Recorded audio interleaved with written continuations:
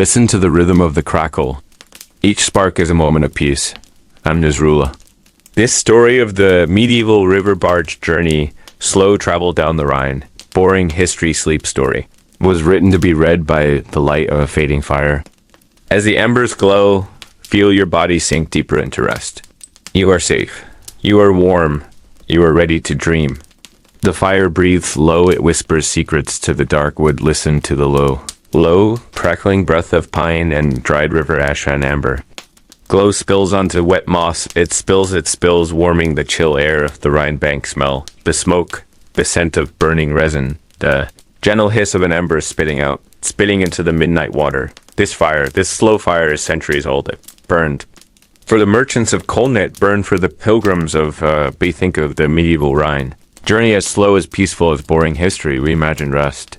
We imagine quietude, but what if this slow journey, this hypnotic movement downriver, was the most complex, dangerous highway in Europe, a highway where silence meant ruin, and the only way to survive was to forget the shore, to forget everything but the current, the dangerous, beautiful current. That current holds a secret history, the secret of how Europe truly became rich. I am Anasari, your guide tonight, your narrator for ASOOY. Seek the history that heals the past, that puts the mind to rest, but first we must confront the beautiful reality. True speed of slow travel, we're here to sink deeply into the medieval river barge journey. The journey down the Rhine, a history so hypnotic, so repetitive, demands your surrendered hands, your slow attention. Forget the clatter of the swift horsemen. Forget the dust of the Roman road tonight. We travel by water. We feel the deep weight of the water, the deep, dark weight of 1,000 oak logs lashed together. A river barge, a flat-bottomed thing known perhaps as a keel or a zillibolt, not for beauty, not for speed, but built entirely for burden, for carrying rye and salt and wine and iron ore from the high mountains of Switzerland down, past the Black Forests, past the silent, hungry toll houses, the Rhine, the great flowing vein of the Holy Roman Empire. Is the year 1350. The air is cold, the river is colder, the black. Death still lingers in the shadows, but the river must flow, the trade must happen. The barge master must earn his dangerous bread. We drift now, we drift with the flow, is the only master we recognize, feel. The gentle, insistent rocking side to side, the soft, constant creak of the deck planks. Low, rhythmic moan, a rhythm to hold on to. Measure the night by, the great river carries us. Carries the scent of fresh-cut hemp rope pit, carries the chill of mountain snow melt, and the faint metallic smell of the cargo hidden deep, deep below the wet canvas. We are traveling slowly, yes, but we are traveling toward fortune, or perhaps we are traveling toward a dark and for the beauty of the slow travel is deceptive. The men aboard the crew, they are shadows now, they are ghosts in the moonlight. They do not sleep easily. Sleep is a luxury not afforded to the rivermen. They watch the banks constantly. They watch for the narrowing passes. They watch for the infamous Bingerloch. They watch and watch and watch. They watch for the river castles, high above castles of stone teeth built into the cliffs, castles that demand payment for every single passage payment. For the right to drift. If a merchant tried to bypass the law, if a merchant tried to argue the toll, the result was swift. The result was brutal. His goods confiscated, his barge broken on the rocks, his journey ended, his dream extinguished. The beautiful, boring secret of the Rhine ice,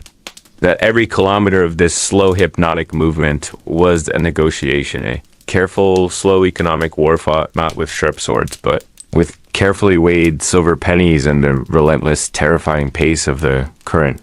The current waits for no man. The current waits for no payment. It simply pulls you onward, pulling you into the history. You need to know the history that rests youth. True slow history. Fire breathes, now a ragged breath of heat. Listen to the pine logs split inside a low amber light. Spills onto the damp river stones. It bites the massive blackness of the night that swallows the Rhine, we say. We imagine the medieval journey slow, quiet, gentle, but the great river was a highway of hidden hunger. The forgotten secret of the Rhine journey is not how slow they went. The secret is who they had to pay to be allowed to go slow. The slow travel was a weapon, a calculated drag on capital A. Sustained torment of the men who guided the flat-bottomed boats every bend in the river had. An owner every hour lost was gold, surrendered to a watchful, greedy eye. The air is thin here. It bites the exposed skin. Imagine the bargeman there. Wool soaked through morning after morning. Wool that smelled of the river, mud wool that smelled of stale. Sweat and last week's salted fish. They huddle close to this fire, this friend of flame, their hands cracked from the hemp rope, their boots perpetually wet. The chill climbs from the earth and settles deep in the bone marrow. This penetrating cold was the tax they paid every dawn, every breath, a little fog of misery. The cold, the cold, the cold it was the river's constant companion. The river smells of fish guts and damp oak-it, smells of the unwashed bodies crowded together beneath the thin shelter sanitation. Was not a concept that traveled well down the Rhine. The smells clung to the wool, the wood, the air, constant heavy layer of human necessity and neglect. Look into the heart of the amber glow sea. The barge master's face etched with exhaustion. He is counting his cargo, counting his money, but mostly counting the days until the next robber baron's castle demands a toll. The Rhine was a spine lined with avarice. Every mile a handshake with a hungry mantis. Slow journey was not restful. It was a sustained tension. The moral gray arrived with the sunset, who amongst the crew was weakest, who might fall ill and slow the passage further. Barge master had to choose. A sick hand slows the prophet, invites the brigands. The choice was simple, brutal.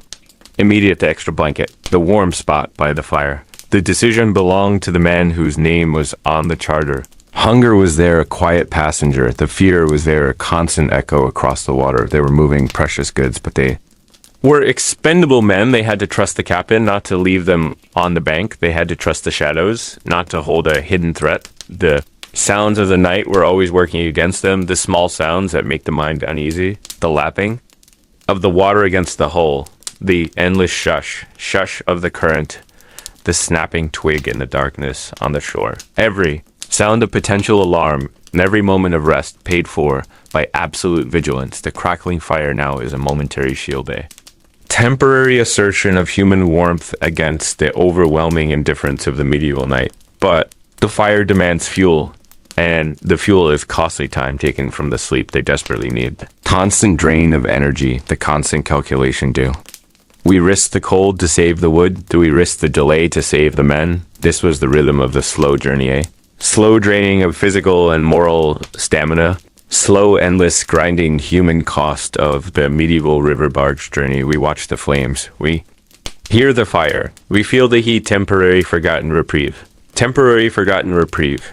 Here. The hungry hiss of the water trying to drown the fire, trying to live watch the smoke coil black. Heavy thick against the low pale dawn and amber glow.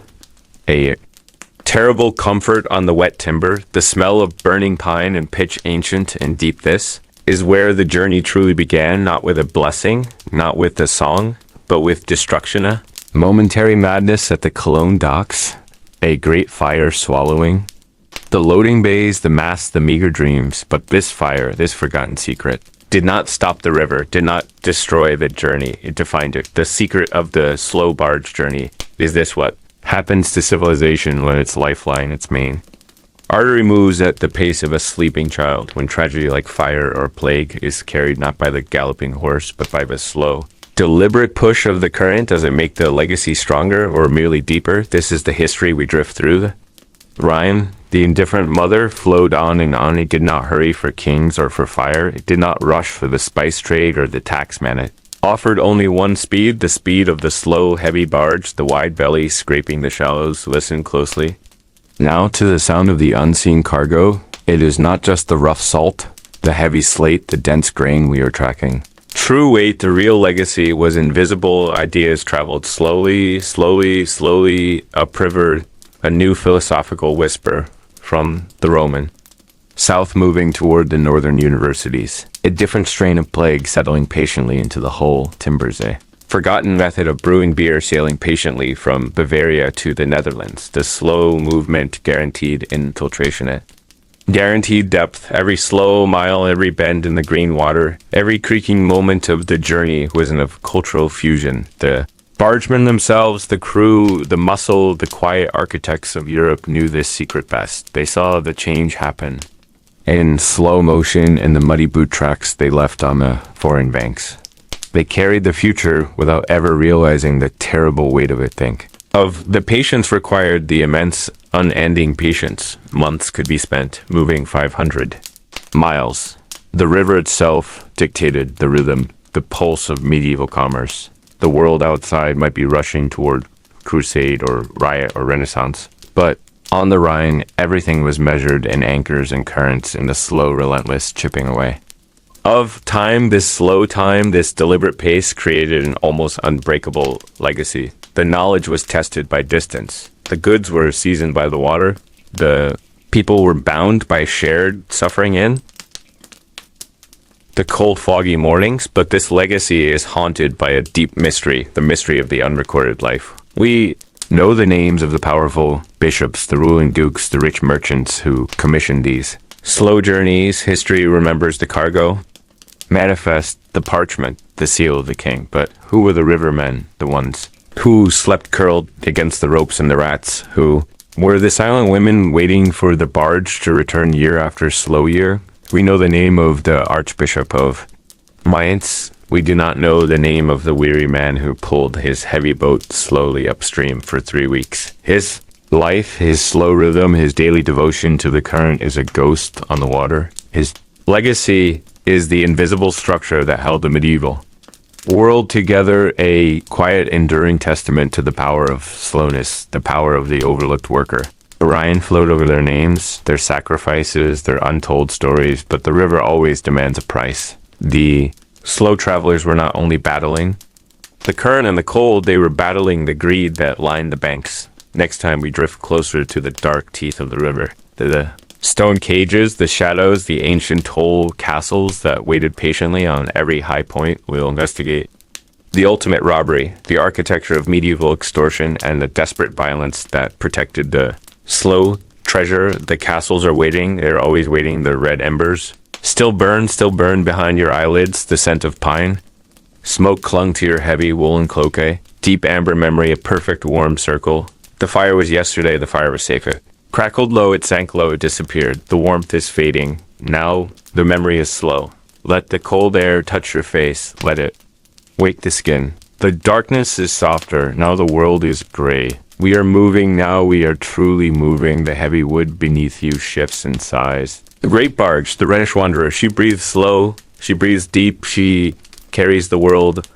The sound is different now, not the greedy lick of the flame, but the wet liquid tongue of the river lapping against the hull 1,000 whispers. The constant pull, the steady inexorable slide. Listen to the water, listen only to the water, it tells 1,000 years of stories without pause. The Rhine, the great patient mother, holds us.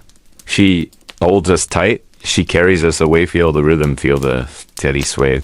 Deep drone of the invisible current beneath the keel. We are no longer static, we are unbound. We follow the flood, we follow the flow, we follow the path. Look east toward the bank. The sky is pale gray, is oyster shell, white mist. Rises off the surface like a silent breath, a cold dream. It hangs low, it obscures the world, it keeps the secrets, this journey, this slow surrender, this creeping progress. This is the true rhythm of medieval life. This is the forgotten secret of the Rhine journey. It was not about speed, it was about trust in the river, trust in the current, trust in the heavy wood. So slow, they asked why not hurry to the market. The medieval bargeman knew profoundly, you cannot hurry the weight, you cannot rush the stone. The immense burden beneath this deck barrels of fine Rhenish wine sealed tight against the damp heavy bolts. Of Flemish cloth precious and dry, the quarry stone, the metal ore, the very foundations of the castles we pass, we are moving at the speed of consequence, we are moving at the speed of history itself. Each slow mile is earned, each bend is anticipated. Current demands patience, the ropes are singing a low, taut, slow song now. They strain gently. They adjust to the shift. The wooden pins groan, they protest soft and low creak and groan, settle and pull, the captain he stands at. The stern a dark shape against the rising light. He watches the depth, he knows the fickle nature of the channel. He reads the tiny eddies, the sudden swirls. He is listening to the river, he is speaking to the river. We are small on this wide.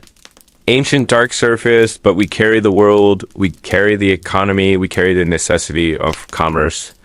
The silent trade, moving, slow, moving, always let. The cold air bite your cheeks, let your eyes adjust. The scent of damp wool and river mud is strong now.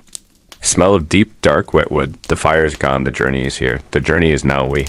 Follow the slow curve, we follow the bending light. The river is our master, the current is our guide. We breathe with the barge, we sway with the rhythm settle. And pull, breathe, and drift, drift, and pull, listen to the water, listen deep, we sit still now. The fire has claimed the night, it keeps the great cold at bay just barely. We saw the flame in the last time we spoke, now we feel its warmth soaking.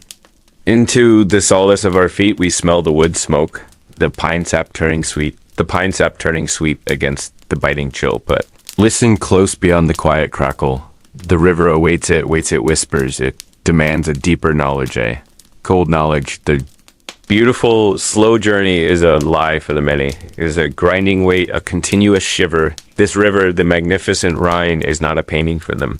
Is a hard master. Think of the barges themselves, the great wooden hulls, they were not clean polished. Vessels of commerce, they were sodden dark behemoths, filled with wine barrels, wool sacks, and the heavy truth of human toil. Smell finds you first, it clings to the wet wool of the Rhenish boatman, the smell of the bilge water, always present, always. Rising stale river mud clinging to the planks, the sour stench of unwashed bodies compacted together for warmth. The awful closeness of humanity in the dark fish guts, perhaps spilled wine-rotten grain all, mingling in a heavy damp cocktail that never left the lungs. The cold found them. It was not a sudden cold, the cold of winter ice. It was the persistent, insidious dampness of the river air soaked into the heavy fibers of the clothing it, sat in the small of their backs. It became a constant companion. A numb ache in the bones day after day, the dampness clung to them. The shipper, the captain, he was above it mostly, had his small cabin, his oil lamp, his meager comforts, but the deck hands, the wasserknecht, the water servants, they lived on the deck. They slept where they could fall, they ate the hard bread and the salted fish, they drank the thin beer, and they worked. They pulled the great heavy oars against the slow current. They fought the wind when the wind turned cruel, and the river always took its cut. The cost was not just monetary. The moral gray of the river journey was the exhaustion, grinding physical depletion that made men desperate when a storm hit, when the water surged high. Who did the shipper sacrifice? Who was paid? Less who was forced to stand watch. The gray was not a single theft, but a constant erosion. The river demanded, the river always demanded a price. The owners in Cologne or Mainz, they slept soundly. They calculated their profits from the movement of goods, but the men moving the goods, they lived on the edge of shivering. They lived on the edge of hunger. Every creak of the barge, every groan of the ancient wood was a complaint, a testament to the weight they carried. The weight of the cargo, the weight of their debt, the weight of their own cold bodies. The cold found them, and it was the moral gray of indifference. The river did not care. The merchant did not care only. The fire cares for us tonight. We sit close to the flame. Now we let the heat cleanse that cold damp smell from our minds, but remember the cold truth of the medieval river, the truth that traveled slowly downstream, slowly down the dark. Rhine the cold waits just beyond the firelight, waiting for us to follow the barge when the wood finally turns to ash. The silence stretches now a length of cold water trailing behind the slow whack of the barge we once knew. We glide past the remnants, the heavy wet stones off ancient toll towers, monuments to forgotten fees. The river remembers, the river remembers. Precise weight of the tax, measure of the lumber, scent of the salt that passed this way, this endless flow as the first Legasite swallowed the sound of the shouting. Clatter of the cargo leaving, only the deep resonance of time itself. Look now to the shore where the foundations sink into the muddy bank, homes of the toll keepers, a generation of waiting people there. Sleep dictated by the bell off the approaching trade. The mystery is not the destination, but the dream they carried. How do you sleep when your life eye is measured in passing ships in the slow arrival of Fortunier, the swift calamity of flood? We seek the ledger books, ink dissolved long ago, a phantom, contract on the slow movement of the current itself. They called it Rhenish. Team a pace where the mind stretched thin and wide-allowing secrets to settle like river silt. The contracts were unspoken soon into the rough weave of the barges sail-stitched into the strong leather off the merchant's boots. The slow travel demanded Trust a silent understanding that the river would deliver what the earth had provided, but the earth keeps its secrets. The depth of the Rhine is cold a black mirror, reflecting sharp. High peaks but hiding the soft dark things that tumbled from the decks, a barrel of forgotten specie, a casket of iron tools, a hidden pouch of Rhenish goldel, settling now in the absolute quiet off the ancient channel. We look for the signatures of those who built this route, nameless hands that cut the timbers, silent feet that walked the tow path year after endless year. Their legacy is the water, their monument is the pissy, the slow, deliberate inhale and exhale of commerce. They did not rush toward historicity, floated into a shared journey, a continuous dronia, hypnotic low. Hump that formed the backbone of an empire built on waiting. What was the true cargo?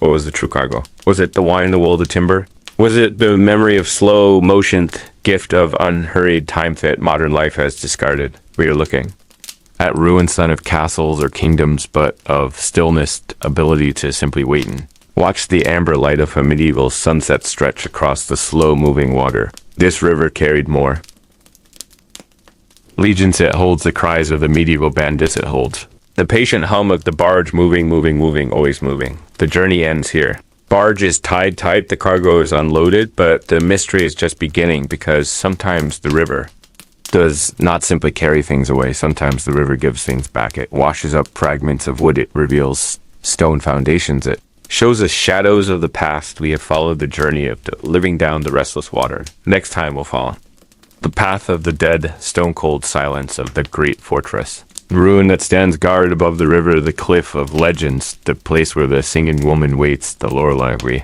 will hear her ancient song sound that promised safety but delivered. Only drowning the silent deep waits for us. We remember the fire. We remember the sound. Crackling sound of the pitch pine logs. Crackling sound that swallowed the whisper, swallowed the shadows. Remember the sudden heat on the cold deck. Amber glow reaching the high mast, reaching the night sky. We remember the smell, sharp scent of smoketh, burnt canvas, the burnt hopes. We remember the dark stain, the dark reminder now. Now we drift. We move beyond the heat into the cool, deep current of the river. The Rhine flows slow. The Rhine flows on four. The rhythm returns to us, a slow pulsate. Thudding, thudding, thudding.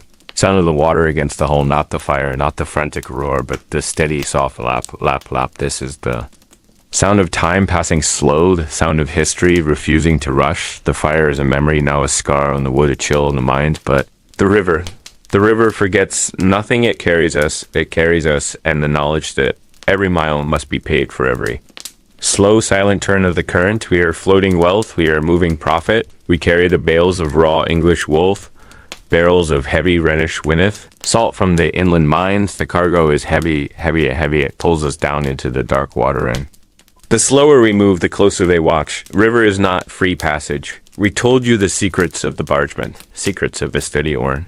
Now, we must share the forgotten secret of the watchers on the banks. They wait for us always. Guardians of the river toll, little castles perched high and tight every 30 miles. Another demand, another price. Listen close to the water. You hear the stones beneath the currento. You hear the grinding gears of feudal power. The river is cut into territories. 80,000 different hands want a piece of the profit. 100 petty barons demand their dues. Is why the journey is slow is safe, slow is measured, slow is quiet. The barge master, he must negotiate. He must hide some goods. The tax of the Rhine, the tax of the slow journey, is an ancient tax, an endless tax. Think about the men who live only for this waiting, sitting in their stone towers watching the horizon, watching the river bend for the sight of the heavy barge, the slow cargo. They do not care about the fire. They do not care about the rain. They care only about the gold coin. Specific value of the moving wool. They send their small boats out to intercept quick, fast boats against our great slow vessel. They surround us with demands, whispered threats, and aloud demands. Negotiation happens near the shore under the gaze of the archers high above. This is not a romantic picture of the Rhine. The singing minstrels, not the gentle knights. This is commerce, medieval commerce heard, cold, slow, calculating. It interrupts the rhythm, it breaks the peace, but the river must be fed. The barge master pays the prissy a small bag of silver. Going, and we push off. We return to the deep, low thudding, the fire.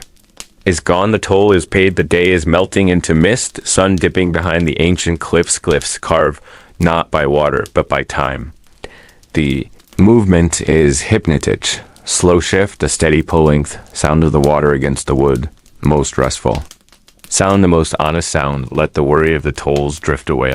Let the image of the fire fade to ash, there's only the river now, slow, inevitable, flow, listen. To the silence of the night watch, soft creak of the rudder barge keeps moving away. Moving slow, the Rhine flows on. The fire holds us, it clings to you with a desperate amber eye against the sweeping black cold. The river flows past us, is a slick, dark ribbon tonight. Silent Greek god demanding endless patience and the raw currency of human strain. You sit here now in the velvet silence of HISU. Smell the burning pine, would you? Smell the wet damp wool of a boatman's cloak you. Smell the brine and the stale sweat, lingering scent of last week's salted. Dish, the fire spits and hisses 1,000 small voices escaping the burning wood. It is the sound of time being consumed, and offered up to the night. Look closer now at the men around this fragile light. They are not heroes, they are not kings. They are simply body-stired bodies pulled taut by the necessity of the current. They are the moral gray of the river trade. We see the silk carried north. We see the wine casks rolling south. We see the profit in the ledger books, but we never look at the hands that guide the barge. The cold is not just outside. The cold is inside their bones. It sinks into the marrow with the Rhine water. Lives their constant, dull, Achaean, unnameable companion. Listen to the cough, deep in the chest of the old Schiffer it is. The sound of cold refusing to release its hold. It is the cost of movement, the cost of that single keg of Rhenish wine. The cost is counted in chilblains, counted in cracked skin, counted in exhaustion that never quite lifts they pull. The ropes all day they walk the towpath, the tridoler they are called, the pullers the beasts of burden. They lean forward into the harness and their weight is the engine of commerce, say. Good merchant pays well perhaps, fair contract is signed perhaps, but the river cares nothing for fairness. The river only asks for relentless, unceasing effort, and the men offer it. They offer their strength, they offer their silent suffering. Where is the crime? Where is the Senate? Is not one grave evil. It is a million tiny compromises. The knowledge that a man must walk until his feet bleed so that a distant nobleman can drink his fill. Fire crackles now louder still and casts long shadows over their faces. Their eyes are hollowed by the endless slow pace. The journey is too slow to satisfy the merchant's greed and too fast to offer the laborer rest. The journey is a constant treadmill of almost there. Hypnotic, cruel rhythm walk, pull, sleep cold, wake walk pull. The century cost is everywhere. It is the raw flesh on their shoulders, chafed Robbie the ropes, woven from hemp and misery. It is the scent of wood smoke. Clinging to their hair train desperately to mimic comfort. The cold water is a steals heat it, steals strength it, promises nothing but the next bend, the next miserable anchorage. They speak little. Their voices are rough from the wind. Their words are saved for necessary things. More would a shared crust of bread. The warning of a hidden sandbar. Look at the hands. They are not the smooth hands of the bookkeeper. They are ropes themselves nutted. Gnarled, scarred forever by the journey. We pretend this is simple transport. We pretend it is efficient trade, but it is a constant transaction of human warmth traded for economic gain. The river takes their youth, it takes their dreams, it leaves them only the embers of the fire and the sound of the slow dark. Current flowing, forever flowing, carrying everything away. The journey ends not with a sound of joy, but with a heavy deep sigh of the wood, the wet wood settling into the mud. The anchors drop with a chill iron sound, a final rattling chain. Weary stillness settles on the water. The work is done. The journey finished. We traveled slow down the spine of the continent. We watched the light change hour by hour. They watched the mist lift from the gray water. The barge is empty now. Salt is gone. The wool is tallied. The wine is safe. But what remains? What remains of the slow, quiet hours? What remains of the river? Whispers. The logs tell one story of the cold, dry ledgers. The logs list the cargo, the profit, the weight. But history is heavy with things unlisted things. Unpaid for things left behind, we ask, what did they carry down the ancient Rhine? We know the obvious. Cargo, the necessary trade, but what else? What else did the boatmen bear? The burdens of silence, the weight of a secret, the knowledge of the hidden caves of the sunken ships. The curse of a forgotten god of a hasty burial. The river knows this hidden weight. The river carries the true cargo. The river carries the forgotten truth. The sound of the current never stops. It is a low hum, a constant, steady song. The song of memory, the song of lost way. Hear it now, even in the quiet dark of the dockside. Low, steady, endless. Puma steady, endless flow. The men who sailed these barges are dust now there. Calloused hands, their sunburned faces gone. Their laughter scattered like ash over the water. But their shadow remains. Their echo lingers on the stone walls of the castles. Their phantom touch is felt on the cold rope. Their slow travel, their mindful movement left an invisible scar on the surface of history. History written not in ink but in erosion, in the slow grinding of the current against the rock. What did they try to hide in the deep shadows of the hull? What was the message that never reached its destination? Secret sealed by the passing of the water. Secret swallowed by the muddy depths. We can trace the path of the trade routes. We can map the location of the lost silver mines, but we cannot map the mind of the river. We cannot chart the depths of the Rhine's ancient secret. It lies still waiting patient, and the silt waiting for the light of history to turn its gaze. We have finished the downstream journey. We have seen the river rush toward the sea, toward the final dissipation. But that is only half the story. The river starts somewhere else. It is born high up in the mountains in a place of icy. Then Gutsit carried the seeds of Sidious, roots of fortunest, deep unsettling weight of medieval ambition, but there is of the journey that was always Gardida's secret, not of the toll or the treasure, but of the hushed transactions that took place. Under the cloak of night, the captains knew things the captains knew, things he never wrote down. They knew the river whisper Edwin.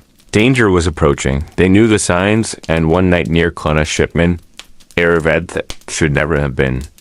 Except that it did not smell of spice or wool, it carried the scent of dry Firen, quickening ruin, dangerous package wrapped in heavy damp canvas placed carefully near the helm. The captain looked at the sky, he looked at the river, and he felt the cold dread off.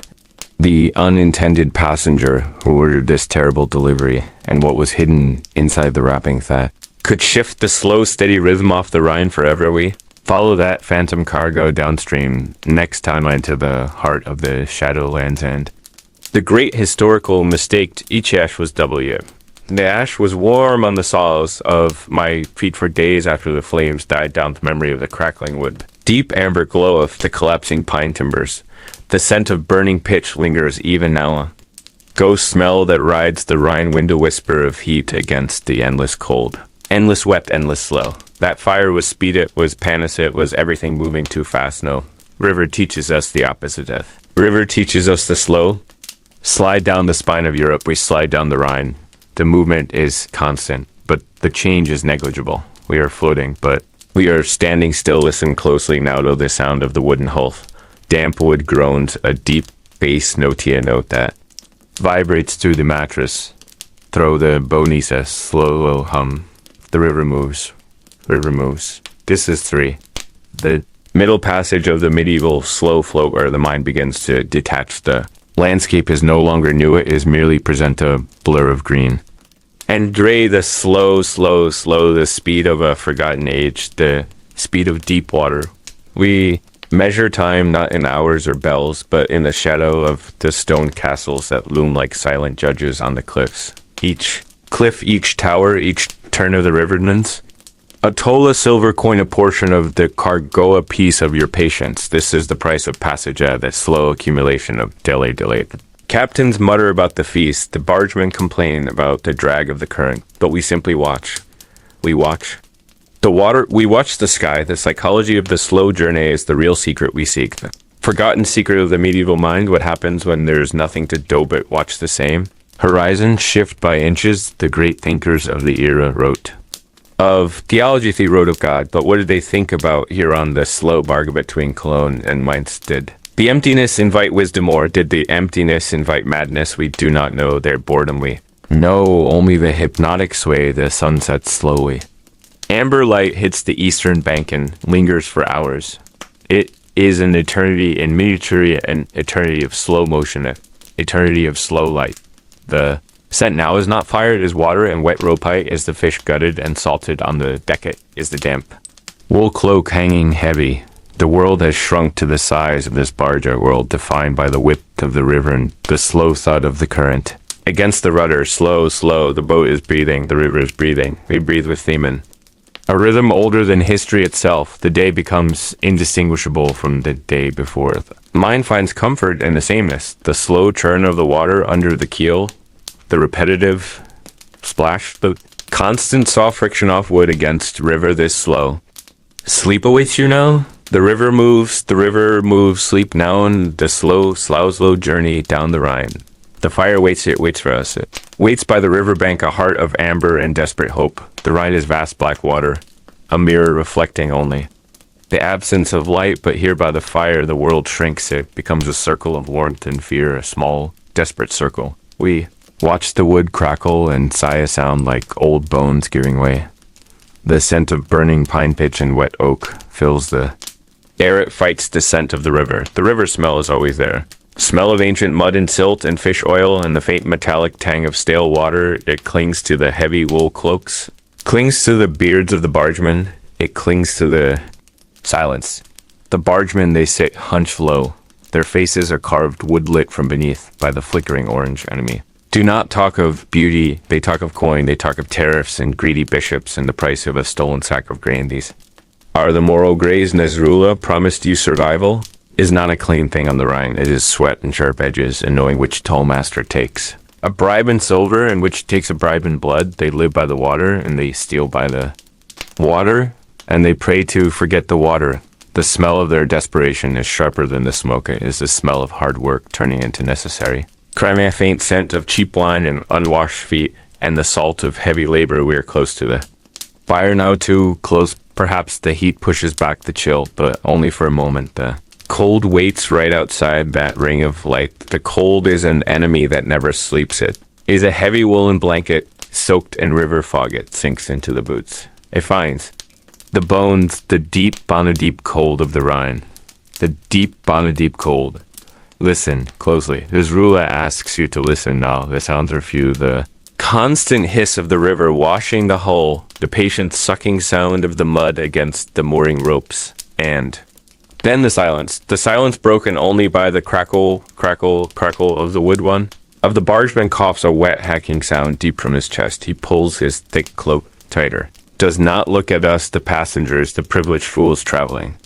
In relative comfort, he looks only at the fire. The fire is his master, his god, his temporary savior. Scent of burning wood fights the smell of their exhaustion. It fights the damp rot that settles everywhere. Damp rot and fear and the stale breath of men who have not slept soundly in weeks is a slow death this travel, slow seep of energy. The mind turns inward. The slow travel demands you face your own frailties. The slow travel demands you face the world's indifference. Look at the hands of the bargemen. They're scarred and thick and red. From the constant pulling of the ropes, the constant immersion in the winter water. These hands tell the real history, not the history of kings and decrees, but the history of cold resistance they understand. The moral graze completely. They know that soft hands starve quickly. They know that the river rewards strength, not virtue. The river rewards strength. Nasrullah repeats the warmth of the fire is a lie. It is a temporary deception because just beyond the amber glow, the cold is waiting. The mist rolls in low over the water, heavy and slow. The mist carries the sound of nothing. It swallows sound. It swallows hope. It swallows the heat. But the fire keeps burning. We feed it scraps of kindling damp bark and small dead branches. We feed it constantly. It is a hungry beast, our only friend. The flames dance higher, now reflecting in the black pools left by the melting frost. A moment of sharp, beautiful color against the endless gray amber. Orange, red, deep crimson. We watch the fire burn. We listen to the wood sigh. We feel the temporary heat, the temporary relief. We know the cold is still there. We know the river is waiting, always waiting. The cold stone of the harbor waited. It was not. It was an Indinga, final brutal stillness after weeks of sway and weeks of movement. Heavy mooring lines snapped tight. A sudden sharp sound that cut through the low fog off dawned the sound of finality. The journey ceased, but a journey never truly ceases, it simply shifts its form. Barge settles lower in the water, the wood sighs under the weight of what remains, the greater weight of what has been lost. What did we leave behind on this slow currents? What was released to the moving dark beyond, the simple barrels of salted fish beyond? The bales of wool and dye, we carried silence.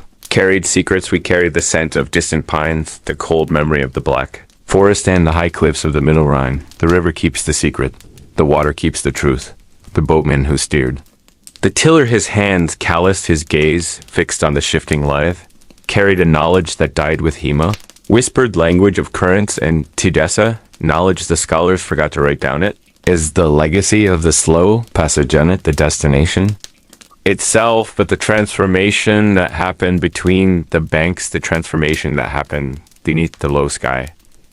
Think of the simple exchange, a new idea passed from one dock end to another, a small piece of copper traded for bread or rumor, or peace carried faster than any king's messenger could gallop, carried by the whispering water, carried by the river. The history books show the treaty, show the crowned heads and the great battles. They never show the slow movement of the barges, low deck wet with dew in river, missed sleeping cargo that mattered more than gold. Sleeping cargo of human belief. How many forgotten faiths, many minor gods did the barge carry downriver? Did a new saint find his power in the mud of a forgotten landing? Did an old superstition finally do, and its last believer stepped onto the stone quiet, felt the solid ground beneath his feet? The river knows the answer. The deep silt holds the final inventory. The lost coins, the dropped rings, prayer beads that slipped from chilled fingers. They lie there waiting in the permanent twilight, a silent submerged museum of forgotten history. Seek the great monuments of Rome and Greece. We seek the high castles built on the rock.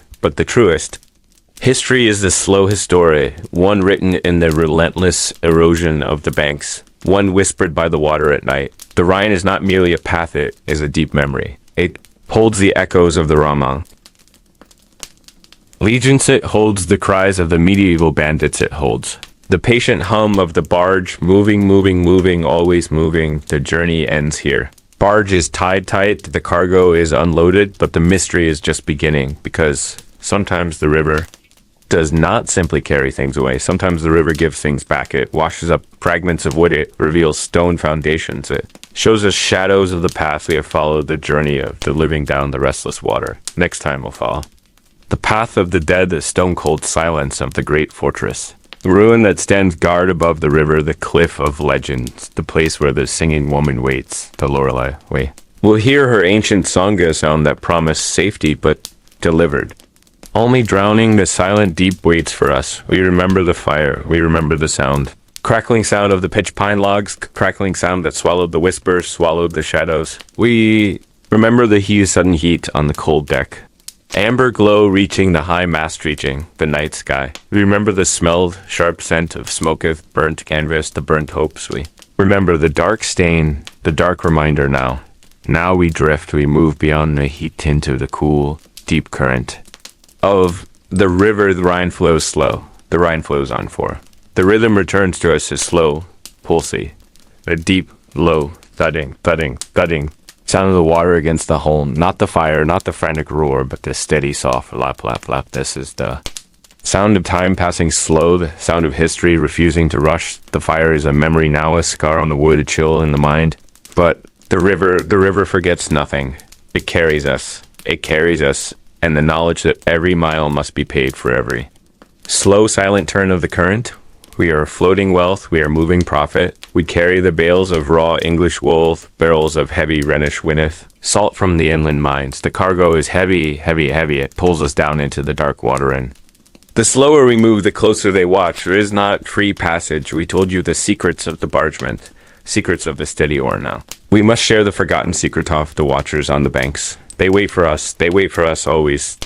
Guardians of the river toll, little castles perched high and tight every 30 miles. Another demand, another price. Listen close to the water. You hear the stones beneath the currento. You hear the grinding gears of feudal power. The River is cut into territories. 1,000 different hands want a piece of the profit. 100 petty barons demand their dues. Is why the journey is slow. Slow is safe. Slow is measured. Slow is quiet. The barge master, he must negotiate. He must hide some goods. The tax of the Rhine, the tax of the slow journey, is an ancient tax, an endless tax. Think about the men who live only for this waiting, sitting in their stone towers watching the horizon, watching the river bend for the sight of the heavy barge, the slow cargo. They do not care about the fire. They do not care about the rain. They care only about the gold coin. Specific value of the moving wool. They send their small boats out to intercept quick, fast boats against our great slow vessel. They surround us with demands, whispered threats, and loud demands. Negotiation happens near the shore under the gaze of the archers high above. This is not a romantic picture of the Rhine.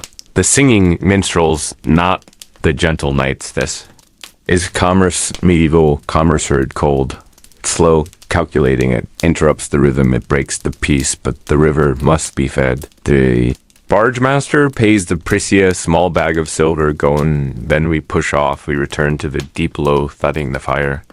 Is gone, the toll is paid, the day is melting into mist, dipping behind the ancient cliffs carved, not by water, but by time. Movement is hypnotic, slow shift, the steady pulling sound of the water against the wood, most restful. Sound the most honest sound, let the worry of the tolls drift away. Let the image of the fire fade to ash, there's only the river, now the slow, inevitable flow. Listen to the silence of the night watch, soft creak of the rudder, barge keeps moving away. Moving slow, the Rhine flows on, the fire holds us. It clings to you as a desperate amber eye against the sweeping black cold. The river flows past us. It is a slick, dark ribbon tonight. Hey, silent, greedy God, demanding endless patience and raw currency of human strain. You sit here now in the velvet silence of HISDO, REB. Smell the burning pine wood. You smell the wet, damp wool of a boatman's cloak. You smell the brine and the stale, sweat lingering scent of last week's salted fish. The fire spits and hisses 1,000 small voices. Escaping them, burning wood is the sound of time being consumed, and offered up to the night. Look closer now at the men around this fragile light. They are not heroes. They are not kings. They are simply bodious, tired bodies pulled taut by the necessity of the current. They are the moral gray of the river trade. We see the silk carried north. We see the wine casks rolling south. We see the profit in the ledger books, but we never look at the hands that guide the barge. The cold is not just outside. The cold is inside their bones. It sinks into the marrow with the Rhine water. Lives there, a constant, dull, Achaean, unnameable companion. Listen to the cough deep in the chest of the old shiffer. It is the sound of cold refusing to leave, refusing to release its hold. It is the cost of movement, the cost of that single keg of Rhenish wine. The cost is counted in chilblains, counted in cracked skin, counted in exhaustion that never quite lifts. They pull the ropes all day. They walk the towpath, the tridoler. They are called the pullers, the beasts of burden. They lean forward into the harness, and their weight is the engine of commerce. Good merchant pays well, perhaps. Fair contractor sign, perhaps, but the river cares nothing for fairness. The river only asks for relentless, unceasing effort, and the men offer it. They offer their strength. They offer their silent suffering. Where is the crime? Where is the sin? It is not one grand evil. It is a million tiny compromises. The knowledge that a man must walk until his feet bleed so that a distant nobleman can drink his fill. Fire crackles, now louder still, and casts long shadows over their faces. Their eyes are hollowed by the endless slow pace. The journey is too slow to satisfy the merchant's greed and too fast to offer the laborer rest. The journey is a constant treadmill of almost their hypnotic, cruel rhythm walk. Pull, walk, pull, sleep, cold, wake, walk, pull.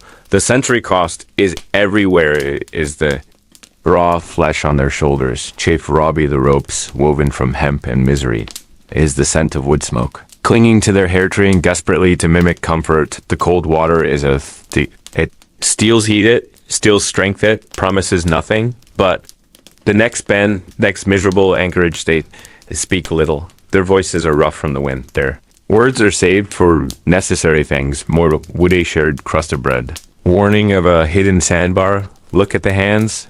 They are not the smooth hands Of the bookkeeper, they are ropes themselves knotted. Gnarled, scarred forever by the journey, we pretend this is simple transport. Pretend it is efficient trade, but it is a constant transaction of human warmth traded for economic gain. The river takes. And it takes their youth, it takes their dreams. It leaves them only the embers of the fire and the sound of the slow dark. Current flowing forever, flowing, carrying everything away. The journey ends not with a sound of joy, but with a heavy, deep sigh of the wet wood settling into the mud. The anchors drop with a chill, iron sound, a final rattling chain. Weary stillness settles on the water. The work is done, the journey finished. We traveled slow down the spine of the continent. We watched the light change hour by hour. We watched the mist lift from the gray water. The barge is empty now. Salt is gone, the wool is tallied, the wine is safe. But what remains? What remains of the slow, quiet hours? What remains of the river?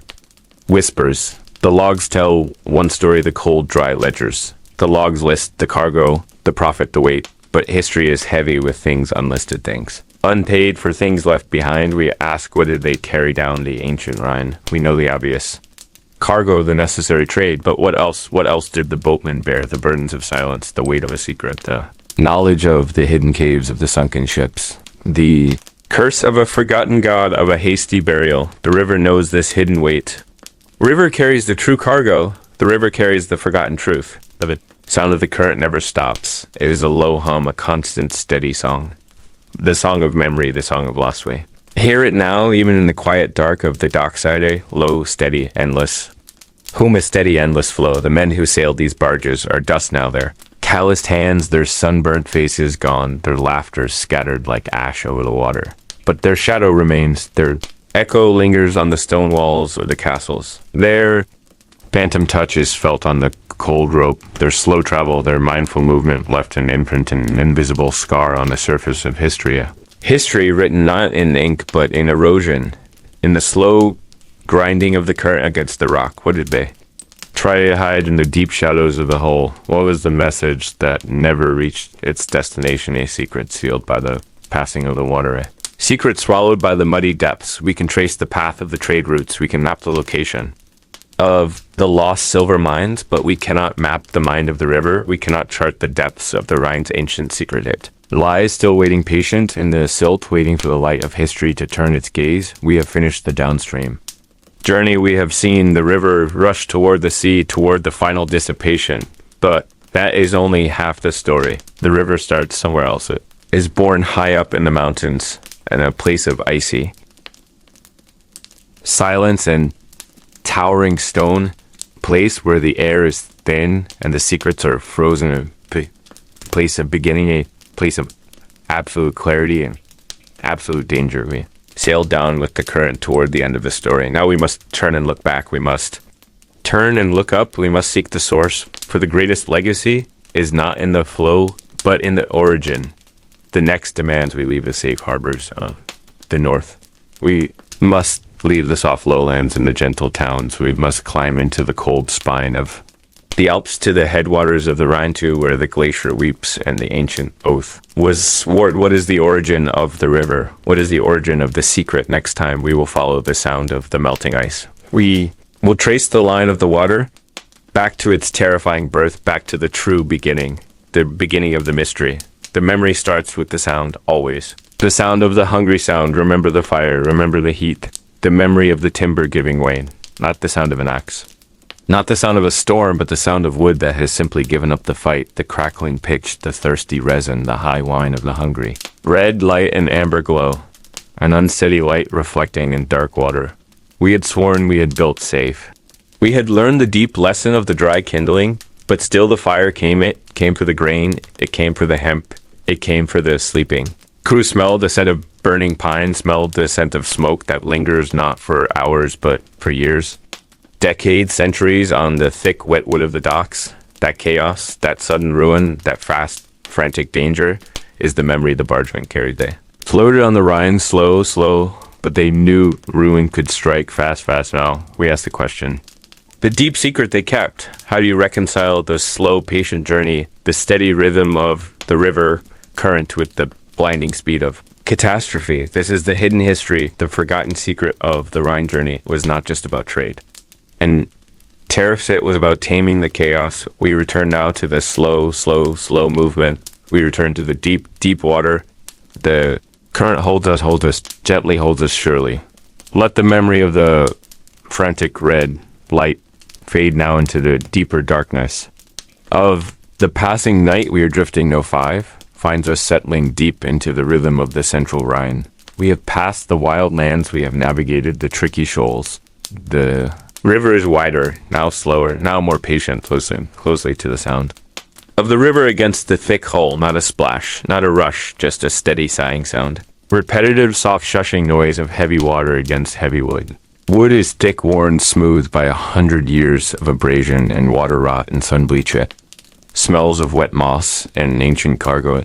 Smells of tar and the faint metallic tang of the river mud, stirred up by the passage of our great flat-bottomed boat.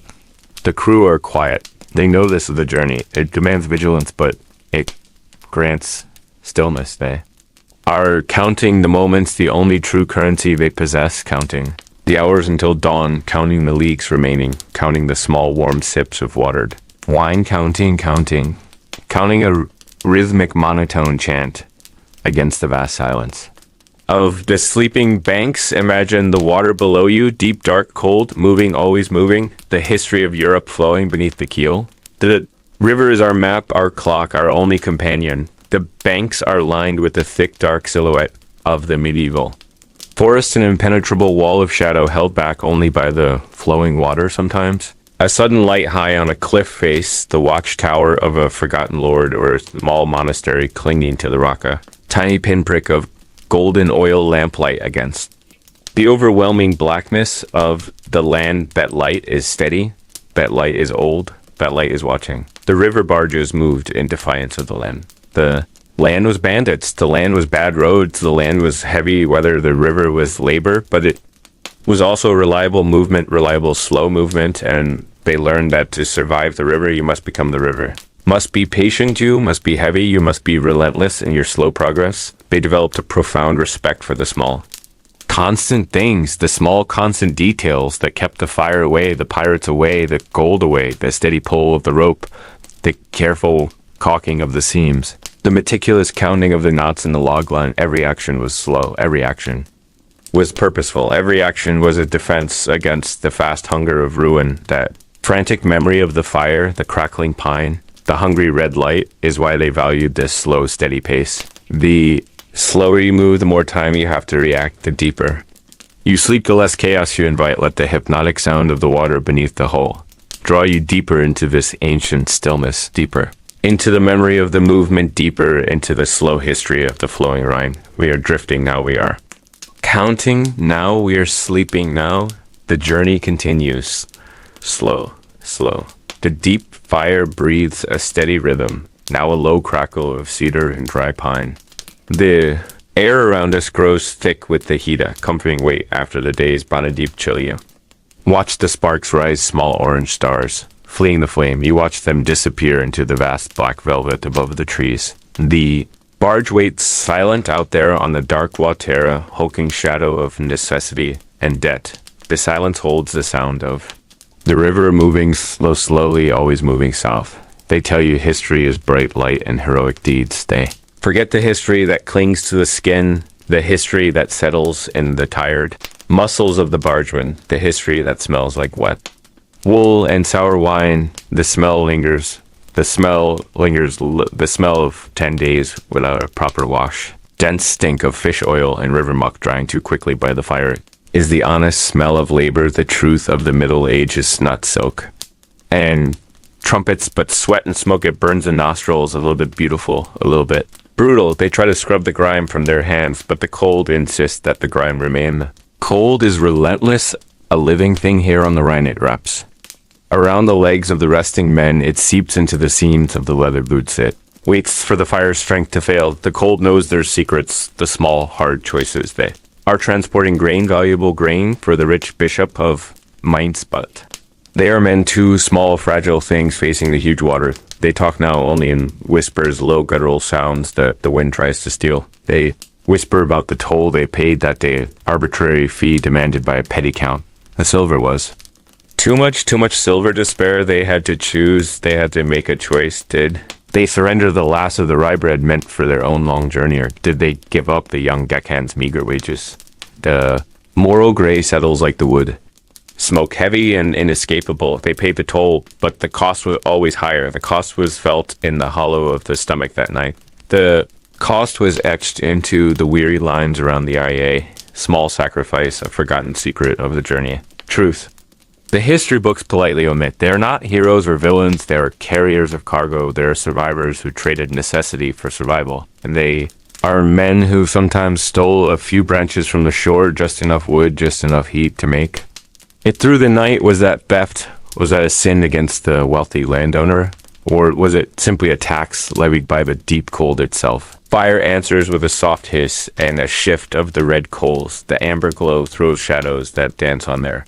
Faces, shadows of hunger, shadows of debt, shadows of fear. They remember the warmth of the small homes they left behind. Scent of baking bread, not stale crusts, but fresh flour. That memory is their only true luxury now. The dream of warmth. The dream of safe harbors, the wind outside, the small circle of fire whispers ancient promises. Of fortune, promises of flood, promises of the deep cold the ancient cold, waiting. Fire will eventually fade to ash, the rhythmic sound of the wood cracking slowly fades, but for this moment they are held in the orange light. For this moment, the barge is safe, the cargo is secure for. This slow moment, the moral grays are hidden in the shadows and only the primal comfort of. The heat remains, breathe deep the scent of cedar, and smoke breathe. Deep and let the river carry you away. The sun sinks low, it bleeds amber across the wide water. The river is vast, now broader, deeperly. Have traveled far, slow, centuries I go down. Spine of Europe, the medieval barge yawns, having done its duty. We are nearly done with the water, but the water is never done with us. Journey leaves its film, its sticky memoria on the wood of the mast, the ropes of hemp, rough hands of the boatman. This slow travel, this deliberate creeping forward. It created a legacy of quiet waiting, the great battles, the soaring cathedrals. History remembers those things, loud things, but history forgets the hum of the hold, the damp smell of the cargo, silence of the slow-moving life. This is the history of the small sound, the sound of the rudder dragging the muddy bottom, sound of the river always flowing, always flowing. The legacy of the Rhine Barge is not in king's crowns, it is in the patience of the journey itself. It is in the weight of time felt hour by heavy hour. Imagine the cargo. We think of grain and wine and rough-cut wood, but the real cargo, the precious secret cargoes, the unspoken knowledge, the fear of the next rapid, the hope for. The next quiet port, the dreams of the sailor, dreaming in the deep hold. We seek the logs, the captain's notes, the ledgers. We want to know the price of wool and mints, but the history we truly crave is missing. It is the history of the soul on the water. Did the river ask of them, what did they surrender to the unending movement? The history books are silent on this most profound thing. They are silent on the crushing, beautiful boredom. The mystery endures, the deepest mystery of the slow river journey. The missing pages are the interior monologue. The sailor looks up at the stars every night. He sees the same stars his ancestors saw. He feels the cold grip of the dark current. Has nothing but time, nothing but water this slow.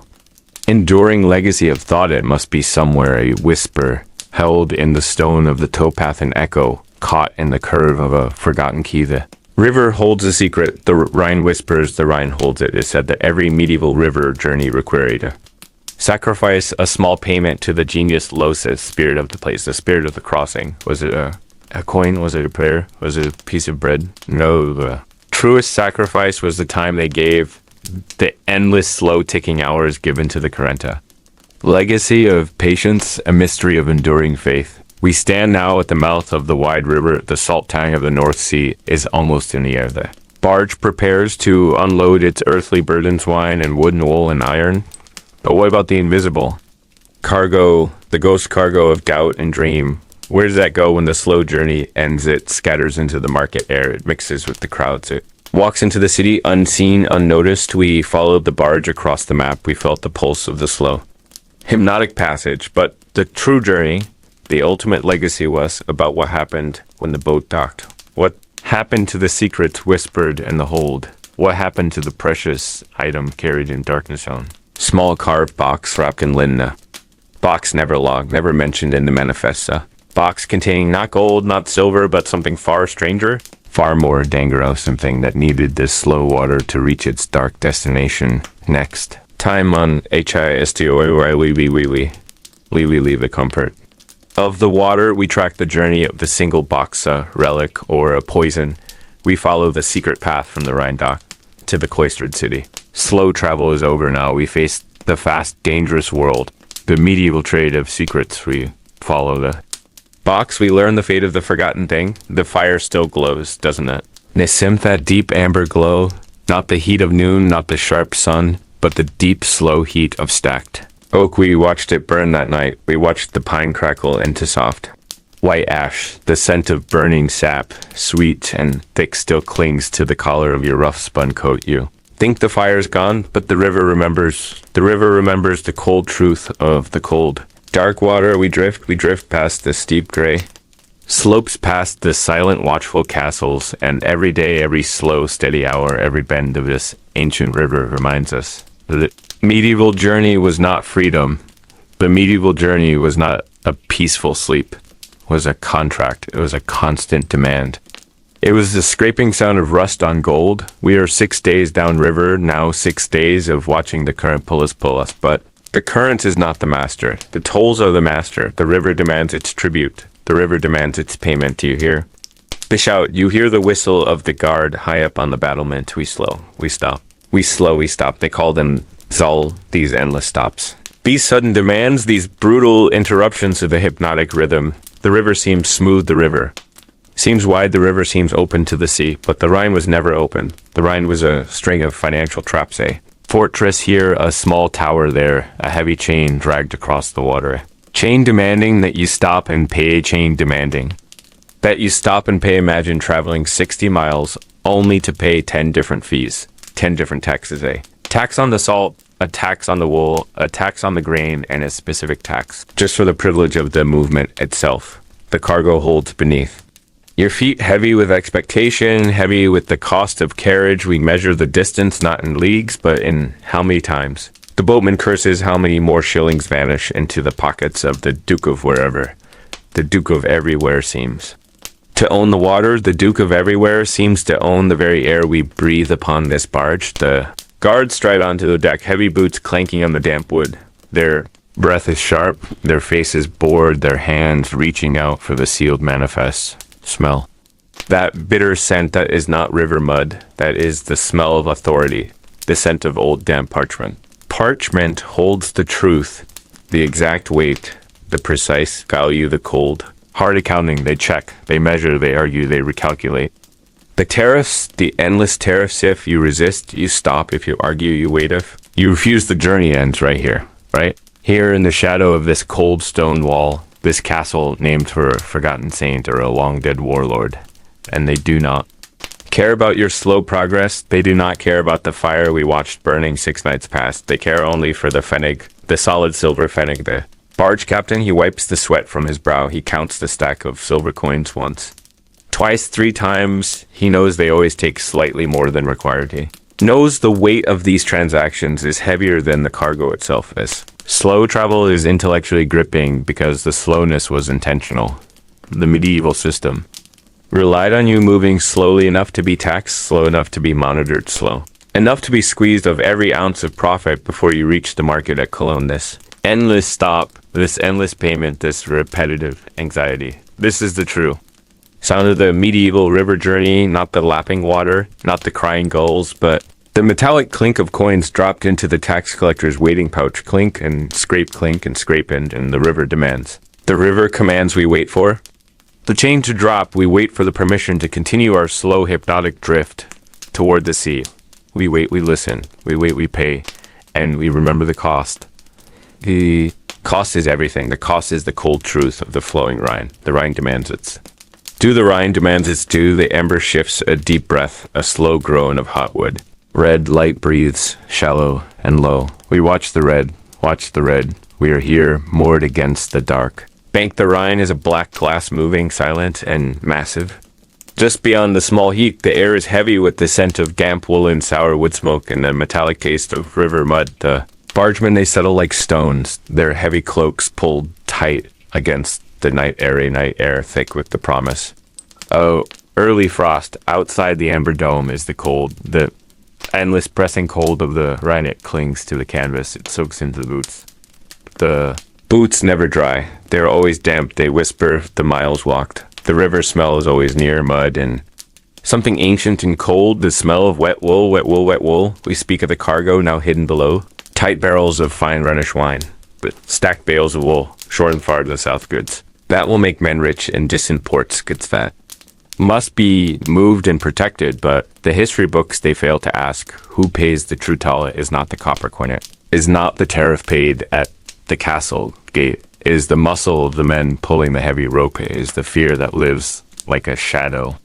Behind the eyes, the knowledge that a single rogue, wave a single misfooting can erase the man, but not the value. Merchant, he sleeps easy below the roof, his small lantern casting a pale glow on his ledger. His prophet is sure his ledger is clean. Dreams of silk and silver, but who bought that sure prophet? It was not the ledger, it was the cracked skin on these hands. It was the lungs breathing the damp fog. The price is paid in the aches of the shoulders, the slow wearing down of the bone. This is the hidden cost of the smooth journey, the cost whispered only in the dark. The knowledge that your life is worth less than the cargo. Sacrifice is merely an expense linear. Minor fuel for the engine of trade, a quiet gray moral arithmetic. The river whispers secrets, the black water sucks at the hull, a hollow sound, suck and release a hungry patient rhythm. The river knows the cost. The river keeps the true count. The fire is a small lie. It lies that we are safe tonight. It lies that tomorrow will bring warmth. We huddle, we believe the heat sinks into the bone, a temporary truce with the cold day. Temporary truce, fragile moment of forgetting the burden. Journey is measured not in leagues, but in days of dampness, days of dull hauling, days of waiting, days of cold pain. The history books they write of the great gooks and their power. They do not write of the relentless pain in the lower back, the weight of the barge pushing back against the body. The taste of stale bread soaked in. Rain the monotony of the struggle. This slow, constant grind, this slow, constant grind. The Rhine moves the money, but the men do not move up. They stay stuck right here in the mud, and the dark a burden they carry for a handful of copper. Sleep earned with raw muscle and raw fern. Watch the fire burn down low. Watch the wood turn to ash. The only thing truly consumed here is time, and the strength of men, the heavy timber size, a long, slow sound, a release of water tension after weeks of holding the barge is still now resting deep in the mud, the cold Rhine mud that pulls the wood down. We have left the cargo, the crates of salt, the barrels of spiced wine, the woolen bolts marked with the guild signa legacy laid upon. The cold stone keyed, but the greatest cargo we carried was the slow time, the time spent watching the river moving past. Remains what truly remains of 1,000 journeys, 1,000 barges just like ours, laden with hope or fear or simple need a flickering candle in a damp cabin. The scent of stale pipe smoke trapped beneath the deck. River holds these ghosts. It keeps the shape of every vessel that ever passed a fleeting impression in the memory of the current look. Closely at the water, now it is a mirror of the air, but a keeper of the earth. It reflects the white sky, but swallows the heavy past below.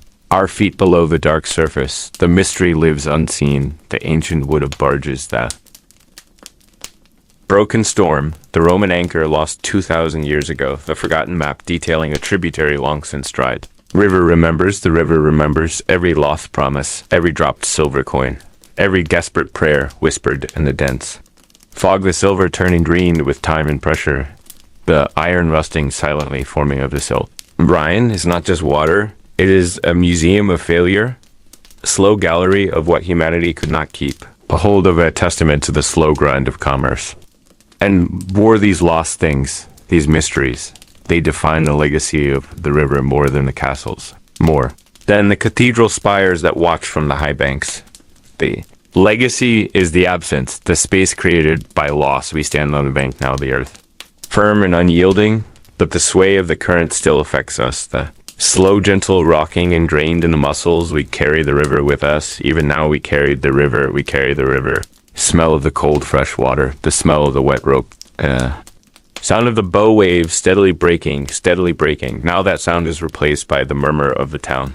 The clatter of the blacksmith. The sharp cry of the gull overhead. We leave the slow journey of water for the sharp edges of stone. The slow curve of the river bank for the sudden straight line of the city wall. The journey continues, but the medium changes. What happens when the traveler leaves the easy glide? What happens when the hypnotic water releases its grip and throws the traveler onto the jagged paths of the land? The land holds different secrets, darker, deeper secrets. The river merely takes, the river merely hides, but the land defends, the land demands. It hides the gold in the roots of the forest.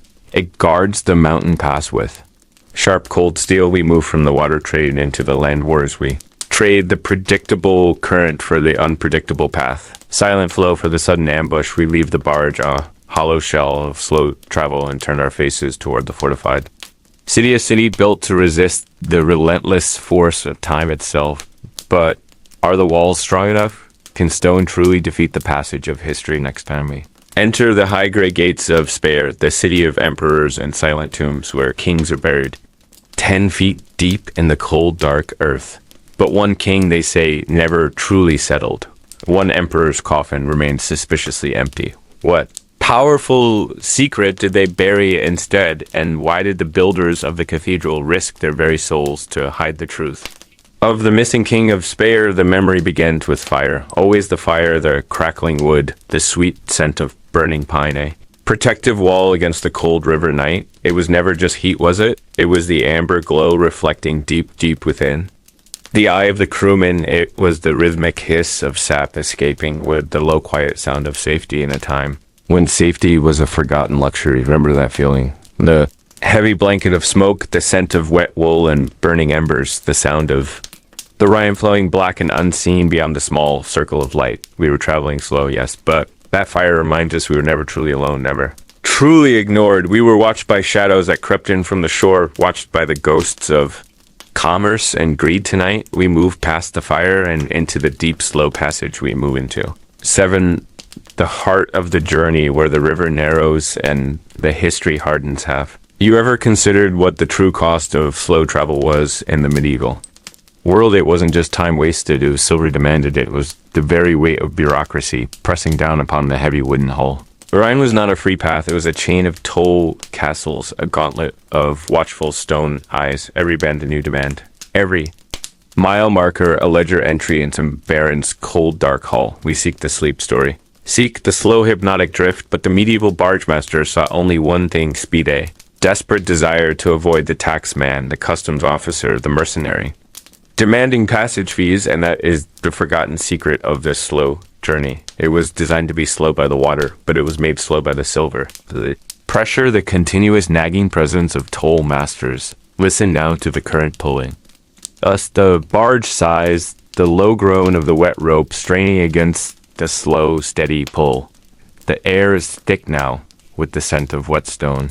We are entering the realm of the great stone guardians. The castles rise from the steep slate cliffs. They do not guard against invasion. They guard against free passage. They watch for the curve of the sail, the shape of the cargo, the potential for tax evasions. Slow down for the silver, slow down for the stone.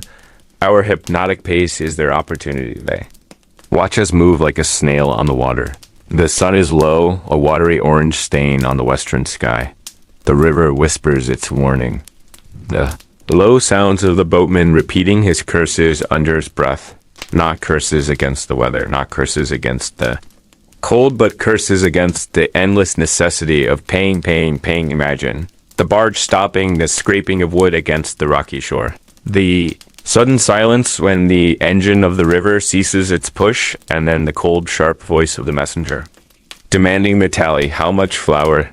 How many hides? How much wine? Every item counted, every item taxed. Rhythm of the Rhine is interrupted by the rhythm of the coin, the clink of silver against the cold table. Medieval journey was a negotiation, a continuous haggling over the price of sleep, over the price of peace. Let the river pull you down now. Feel the cold mist rise up from the water. We drift past the first great fortress of Sevenfels Graftain, silent ship of stone anchored in the middle of the Current it is beautiful, yes, but it is beautiful in the way a trap is beautiful, eh?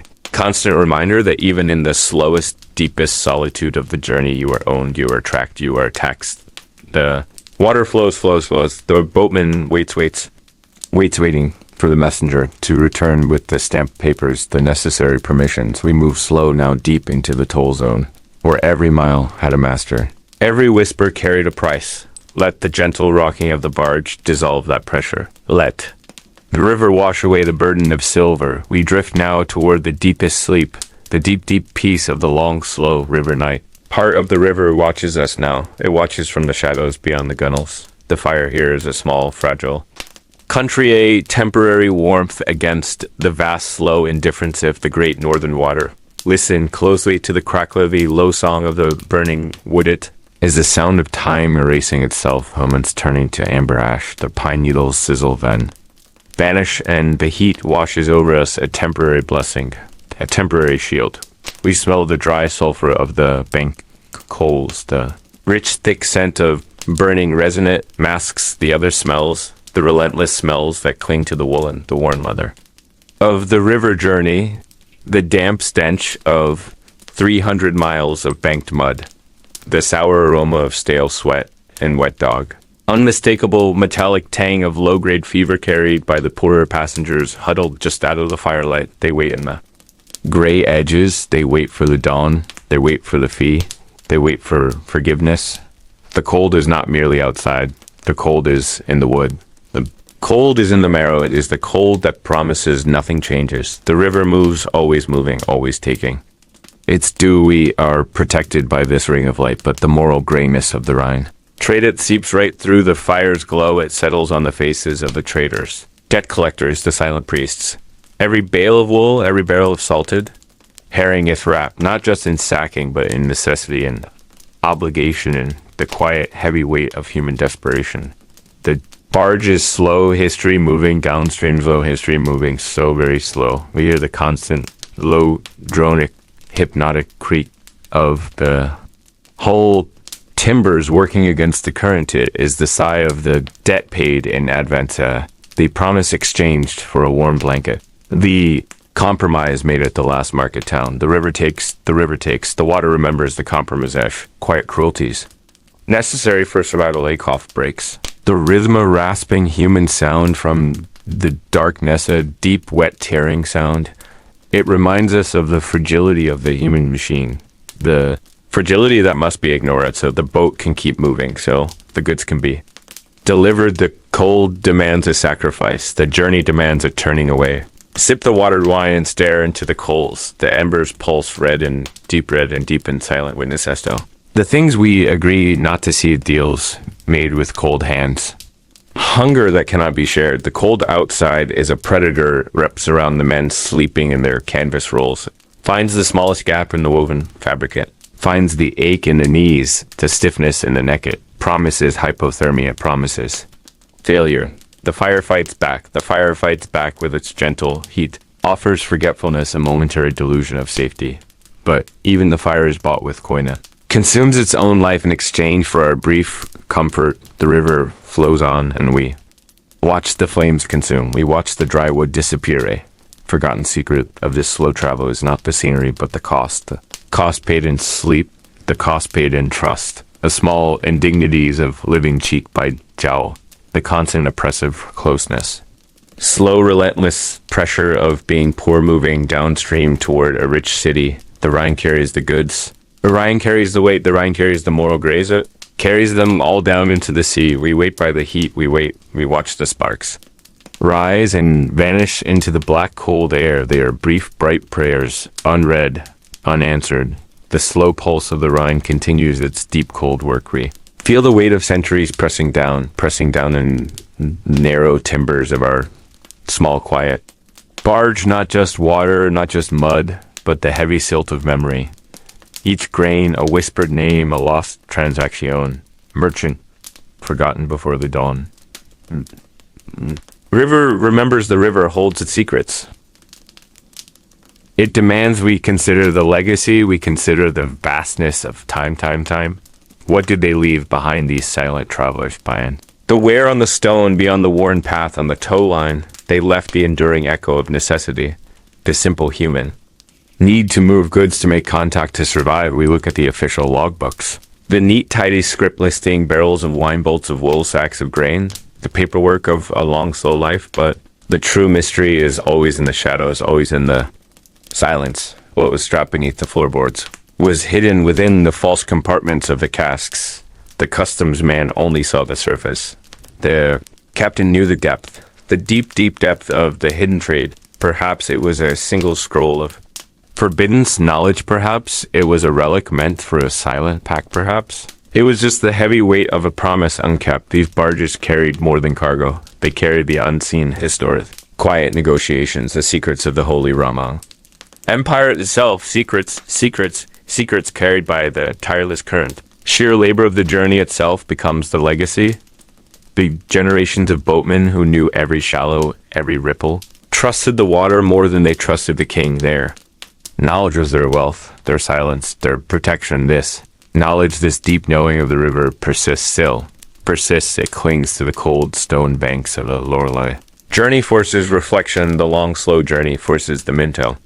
Peel back the layers. When the world rushes past, we see nothing but blur. But here on the smooth, dark water, the legacy of these travelers becomes clear. Their slow, methodical passage, their enduring hope, the simple need for trade. We hear their footsteps on the gangplank, smell the smoke of their cooking. Fires long, long gone. The river keeps whispering their story. It is a story not written in huge battle monuments, but etched into the enduring stone of the riverbank. We are the inheritors of that stillness, that deep hypnotic stillness.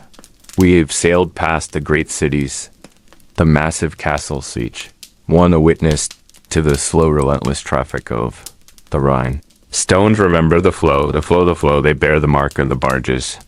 Pulling, they show the scars of the rope against the cliff face. The legacy is not just the artifacts we find, it is the pattern of movement itself, that deep ingrained pattern. The legacy is the rhythm, the unforgettable rhythm of the water. The hypnotic sway that calms the mind, the rhythm that teaches us patience, the rhythm that insists time is a circle, not a line. But even as we celebrate the legacy, a lingering question remains. It settles in the thick fog before dawn. Who owned the vessel? Found abandoned near Cobb a century later. No crew, no cargo, no sign of struggle, just the barge drifting silent and empty against the current. Why did it disappear? Why did it reappear next time? We delve into the dark currents of disappearance at rivers. Greatest unsolved mystery, the phantom ship of the Rhine awaits. The shadow returns, the slow, cold shadow returns. The air tonight, it feels thinner than the night of the fire dew. You remember the cold, the bone cold before the heat arrived the river? Surface was black glassen. It became a reflection of pure rage. Wall of sound, the crackling wood, the sharp snap of burning pine. We stood on our barge and watched it happen, watched the tragedy unfold. Slowly, the scent of tar and wet wool. Thick smoke, biting your nose. Do you remember how your eyes water red from the smoke? And maybe something else. The sky, it was no longer the night sky. Was an amber glow, an angry pulsating red that lit the banks. The light was too bright for the slow Rhine. Watched the embers lift up and away, lifted by the immense heat, be the hungry heat that consumes everything up toward the indifferent stars. We watched it burn. We watched it burn down to the blackened ribs. Bay barge full of grain. A barge full of hope turned into a pyre, turned into a memory, and we asked nothing. We spoke nothing of the cause. Did they forget to dampen the hearth? Did the wind steal a spark? Or was it a forgotten ritual of the bargeman, a sacrifice, a payment made to the river itself? The Rhine always takes its payment. It takes the grain, it takes the timber, it takes the time, it takes the patience, takes the sleep from our tired eyes. It takes it all slow and sure. The fire is gone now. The heat is gone. Only the scent remains faintly. The ghost of ash in the cold air, the faint ghost of loss. We move on now. 8 begins in the moving and the slow, gentle drag of the current. The river moves, the current pulls. The waiting is over, the long stop is done. We left the burnt place behind you. West left the burnt. Silence behind us. Listen closely, feel the vibration in the planks beneath you. Low hum of the wood working against the water. Constant resistance. We are moving, we are only moving. The pilot stands quiet and shadowed. He sees nothing but the current. Ahead, he trusts the river, he trusts the deep places, he knows the sandbanks, the hidden teeth. The water laps against the weathered hula. Steady rhythmic sound, lap, lap, lap. It is a sound that requires nothing of you. Asks no questions, it demands no answers. It simply is. The water laps, the water laps. We are slowing down now, not stopping, just slowing into the deeper night, the deepest of the journey. Let the memory of the fire fade now. Let the heat recede. Let the urgency vanish. There is only the cold river air and the slow motion of the journey. The Rhine carries us, always carries us. Carries us away from the towns, away from the sharp sounds, away from the things that demand attention. We are traveling at the speed of peace, the speed of the current. The speed of the moss slow travel down the Rhine, the slow, gentle history of the water sleep. Now let the rocking motion take over, the rhythmic pull, the gentle sway. The barge holds you, the river holds the barge. The fire's gone, only the water remains. The water remains slow and deep sleep. Deep now, the fire breathes low. Now is a hypnotic sound, a slow confession. Crackle of dried oak yielding to the deep heat. Steady rhythm against the vast silence of the Rhine night, the amber heart of the temporary world. We sit by the flames, we cling to the heat because the cold is patient. The cold is not merely a number on the air. Cold is the reality, the deep reality of travel. The medieval cold, it slips beneath the rough blanket. It finds the spine, it settles. In the bones, like fine-grade dust you shift, you pull the gamp wool tighter, but the cold remembers. The cold always waits. The scent of burning pine sap is sweet, but it cannot mask the deeper odors, the smells of human necessity. The rancid tallow used to. Waterproof the seams, the wet dog smell, the boatman's coats, the sharp, pervasive odor of peat smoke clinging to every fiber. And beneath it, all the smell of the Riviera, constant deep smell of mud and moving history. We talk about the toll castles. The robber barons, we speak of taxes and tariffs, but the true cost of this slow journey is here in this circle of firelight. Is the human cost. Look at the faces catching the glow, the lines of exhaustion etched deep the hollow eyes of the merchant, worrying about the price of salt, the slumped shoulder of the hired guard, the guard whose loyalty lasts precisely as long as his last payment. He is a necessary evil. He protects your silver from the river pirates. He also demands a cut of your meager rations. This is the moral gray of the river, the constant bargain with brutality. We pay the darkness to keep the deeper darkness away. Rely on men we would never invite to our own hearths, men. Scarred by water and desperation, their rough hands, their callous laughter, they are the tether to survival, the necessary sin. The heat pulses a momentary forgiveness. You close your eyes, and the colors shift orange. Red, then the deep black of the river beyond the light.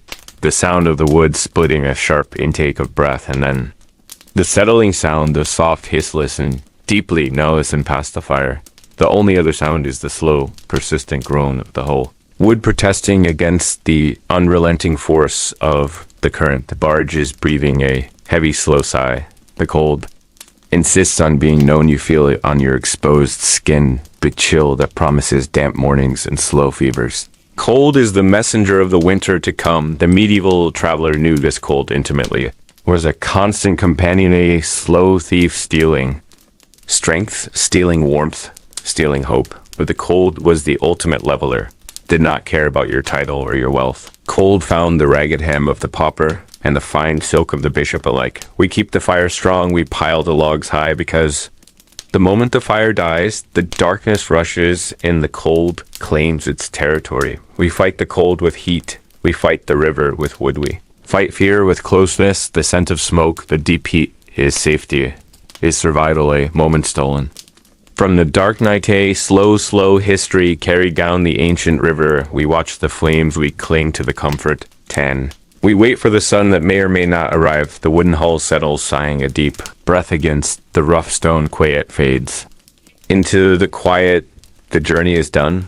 The great river barge, the Drachenfelsen, silent nods. Canvas furled tight, its ropes coiled like sleeping snakes. The air is thick with the scent of dried river mutton, the cold tang of iron fittings. The long, slow rhythm of the current, it still pulls at the mooring lines even. Standing still, the barge's listenage is remembering the 1,000 miles of water, 1,000 miles of slow, hypnotic movement. Left the castles behind you as shadows on the high banks.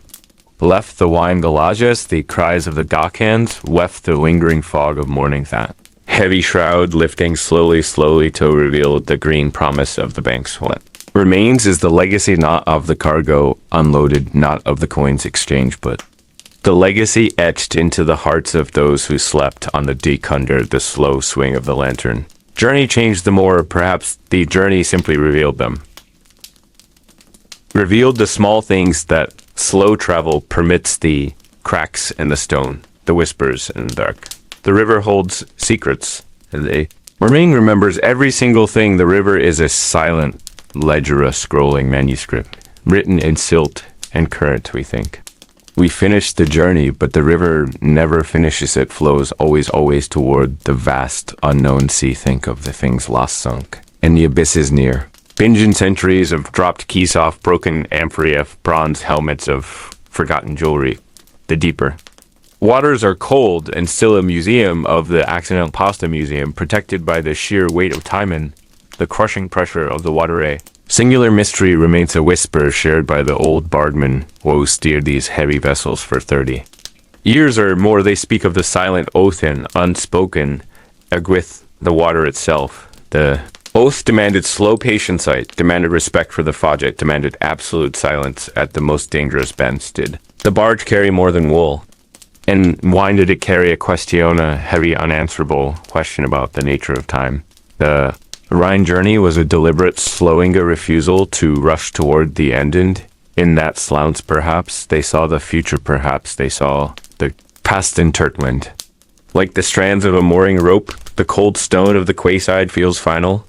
The journey is an echo now, sound of the water lapping us, sound of history closing a heavy door, but history never truly closes the door. Leaves a crack, a slender opening just enough for the inquisitive mind to peer through. We traced the flow of the water, understood the burden of the slow cargo. We understood the patience of the barge master. No, we must look beyond the water. The Rhine is dotted with ghosts of stone fortresses, built on sheer cliffs, castles demanding tribute, tending passage. They watched our barge glide past silent sentinels of greed and power. They are not quiet places. These stone shadows, they hold their own mysteries deeper than the river below them. They hold stories of hidden wealth off treasure chests, walled up in the dungeon, saw fortunes amassed, and had lost in the sudden swift violence of a siege. They whisper of the Electrosoft, the forgotten Holy Roman emperors. They whisper of the gold of the Latin Castellan. Centuries ago and never recovered, we sought the slow truth of the river, and now we must seek the hard, dangerous truth of the stone. We must look up from the calming surface of the water to the sheer, terrifying height of the ramparts. Join me next as we leave. The quiet lullaby of the Corinthians step onto the cold cobbles of the fortified city, where every wall has ears and every shadow hides a secret. We are going inside the castle dungeon, and we must find the hidden chest, the gold of the Falcon King. It waits for us somewhere high above the Rhine. The fire, it follows us down the Rhine, a low pulse of warmth against the cool, damp, airy, memory heavy and sweet of crackling pine and sudden ash, a deep amber glow in the water at night, the sound of wood, shifting wood, settling wood, turning to nothing, the scent of burning pitch still clings to the timbers of the slow barge. The Rhine knows this scent, the river knows this heat. We are shadows of that first sudden flame. We are still moving. Move slow through the deep heart of the trading lands past the vinous-striped hills. Now the water darkens beneath the sky. The cool mist rising a veil over the history we seek. We travel in the wake of ghosts, merchants, and bishops and emperors, seeking passage all, seeking profit all, seeking silence. But silence is a luxury. The Rhine does not grant, not here, not when the money speaks. Listen closer than the water lapping. Listen for the sound of the unseen chains, the chains stretched taut across. The riverbed holds secrets. It holds the forgotten toll towers, the silent sentinels of greed. They were not castles of glory. They were castles of taking stone. Fists clamped around the throat of the river trade. Every mile of this journey was paid for. Every barrel of wine, every bale of wool, every measure of grain, every whisper of spice was weighed, counted, and taxed, and a system designed not for justice, but for the slow, relentless accumulation of petty power. Imagine the fur, not the Fear of bandits in the forest, but the creeping cold fear of the official, the man with the ledger, the man with the sealed decree, waiting on the bank, waiting for the barge to stop. The barge must stop. The movement must cease. The barge master knew the names. Of every toll lord, he knew which stones held the cruelest gaze. He knew which river turns demanded the highest price.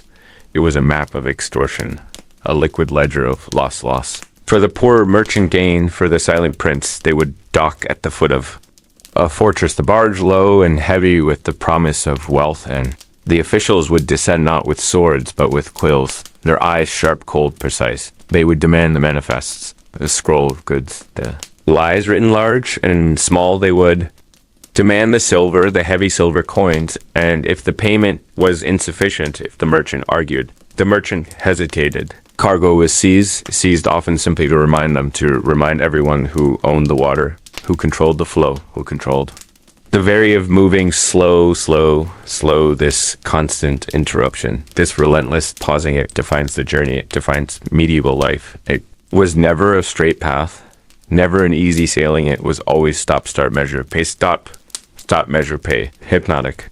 Rhythm of hindrance, rhythm that haunts the currents. Still we pass beneath the shadow of a ruin, now stone. Dark and empty, but listen, can you hear the echo of the scales? Balancing the echo of the silver falling, the sound of the river being held hostage.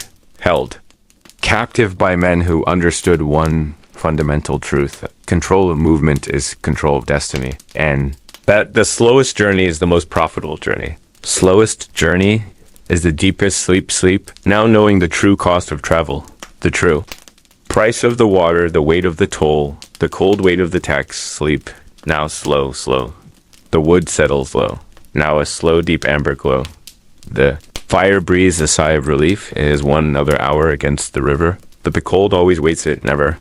Sleeps the cold is the true historian of the Rhine, not the parchments, not the royal seals. The cold remembers the weight of the water. The weight of the winter journey, smell the scent rising from the wet willow. Thick animal odor, mingled with the sharp tang of smoke pine pitch, spitting a little rebellion into the night air. And beneath that smell, always beneath the comfort of the fire, the faint metallic scent of the river mud, of damp leather, of tired, unwashed bodies, the smell of survival itself. Closely now to the sound that is not a sound, the heavy rhythmic silence of exhaustion. Slow lapping of the current against the hull, a lullaby of movement-a sound that promises motion, but delivers stillness. The barge is moored now, but the journey never truly stops. The men shift rustily, wrapped tight in their cloaks. They are dreaming perhaps of the sun or of loaves of soft bread, but they are more likely dreaming of the whip or the debt they owe to the merchant in Mainz. This is the hidden cost of the slow travel, the beauty of the river seen by the eyes of the hungry. We talk of trade routes, of prosperity, of the glorious Gothic cathedrals rising, but those stones that wool, that heavy cask of wine, they're all carried on the backs of chilled men. They're warmed by the frostbite of their hands. The moral grayness settles in with the deep shadows. Who owns the fire tonight? The merchant back in his warm house, who funded the wood, or the barge hand who risked the gallows to snatch driftwood. From a guarded forest survival is the highest theology on the water survival, is the only scripture they read. They steal wood, they steal warmth, they steal a moment of rest, because the Rhine demands its price, and the price is paid not in silver florins, but in the cracking of knuckles, in the deep cold that settles in the marrow. Feel the warmth of the flames creeping across your face. But remember, the air just behind your back, it is the northern air, the unforgiving air. It is the cold that reminds. You are flesh fragile and temporary. The coughing starts low and wet in the corner. Deep rattling sound that speaks of river mist and sleeping in wet clothes. It is the sound of medieval history, the sound the scholars forget to transcribe. Of the peasant, the cough of the necessary man, the man whose name will never be written down in the registers of Cologne, but whose sheer endurance built that wealth. His life was cheap, his cargo was precious, a terrible, beautiful contradiction, we said. By the fire, romanticized the journey, the moonlight silvering the water. But the man tending the fire is only thinking of tomorrow's pull, the relentless, heavy, slow pull against the current. The river gives nothing, it must all be taken with. Muscle taken with pain, taken with the silent sacrifice of warmth. He feeds the flame another piece of wood. The amber light flares briefly, a final gasp of energy. Throws the shadow of the mast huge and distorted against the riverbank, a vast black. Cross against the night sky, the barge is a coffin of necessities, carrying the needs of the rich, balanced precariously upon the bones of the poor. The fire understands this balance. The fire understands the injustice it crackles, a promise of warmth. But a warning too, the fire will eventually die, and the cold will rush in slow, and absolute, just as it always does. The slow tide of history recedes, now leaving only the damp stones of the embankment cold and slick with the rivers passing. The journey is done, finished, not with a cheer, but with the scraping sound of the hull against the shore, a tired sigh of timbers giving up their burden. We closed the heavy book of the ninth, the ink faded to a gentle brown, the smell of ancient paper and dried river muta, calming narcotic scent. Barge lies empty, now its deck scrubbed clean. Thay-woven ropes coiled patiently, waiting the echo of heavy boots, the shouts of the stevedore gone dissolved into the Rhine mist, dissolved and forgotten, or are they truly forgotten? This is the great deception of the river. The water carries the cargo, the water carries the men, but the water does not carry the memorial and leave a stone. Keeps the memorial and leave the silence, preserves the weight of what was carried. The legacy of the journey is not in the silk sit, is not in the sharp scent of pepper or the precious wood. The true legacy lies in the things unseen, the seals of wax pressed, firm against parchment brittle promises hardening with the centuries, the heavy copper coins that changed hands swiftly vanishing. Into the deep leather purses of Cologne, the names written in spidery hand of the scribe names we cannot pronounce. Now names that anchored dynasties, names that died out long ago. The Rhine was a pathway of wealth and of risk, a slow artery pumping the lifeblood of medieval Europeans. We tracked every stroke of the rudder, every tack of the sail, but we must now ask the deeper question, the question of the missing space. What was truly paid for the journey? What was the true price of the quiet arrival? Look closely at the manifest, the long scroll of inventory. Every bale of wool is counted, every cask of wine accounted. For except for one Thingani, small chest not listed in the major. Columns, a discrepancy noted only in the margine, marked with a star the color dried, below the missing inventory. The empty space beside the stern pillar, small box, perhaps no bigger than a man's forearm, it left Basil. It traveled the full length of the great river, but it was never recorded. Arriving in the final destination, it did not appear on the list handed to the guildmasters. It did not contribute to the final tally of the merchant's profit. So what was in that forgotten chest was? It's something small and immensely valuable. Was it a royal decree? A secret map, a forged signature? Was it simply a handful of dried earth from a forgotten grave? Ledger is silent on this matter. The ledger is deliberately silent. The mystery wraps itself around the empty space. Silent transaction performed under the cloak of River Foga. Whispered pact between a captain and a silent man on the shore, a promise. Exchanged for a shadow of Silvera promise that sealed the fate of a trading Hausia promise that might still be binding someone even now. This is the nature of history's lullaby. It soothes us with no names and safe dates while hiding the true. Secrets of dark gold, the heavy iron of deceit. We have been following the journey down the river. We have been watching the slow movement of the barge. We watched the captain steer his vessel through the shallow channels. We watched the crew endure the cold and the hunger, but as the journey ends and the vessel is put to rest, we'll shift our gaze entirely. Must move beyond the cargo and beyond the boat and focus instead on the very men who guided it, for the greatest mystery lies not in the Rhine itself, but in the heart that navigated it, the captain who brought the vessel safely home. Who was he truly? What debt did he pay to leave that one small chest empty? Next time on History Lullubay, follow the ghost of the man who kept the secret. The slow, chilling story of the captain's shadow wand, the impossible price of silence. The fire still burns in the corners of my minda. Sharp scent of burning pine and pitch and wet river mud. The amber glow, the frantic amber glow reflecting on the hulls of the heavy barges, the crackling wood, the sudden fierce sound. We think of the Rhine journey as slow as sleepy. Think of boring history, we think of gentle movement. But what if the greatest secret of the medieval river was not the pace of the current, but the immense terrifying value of what they hid beneath the canvas and the calm water? What if the slow pace was a lie?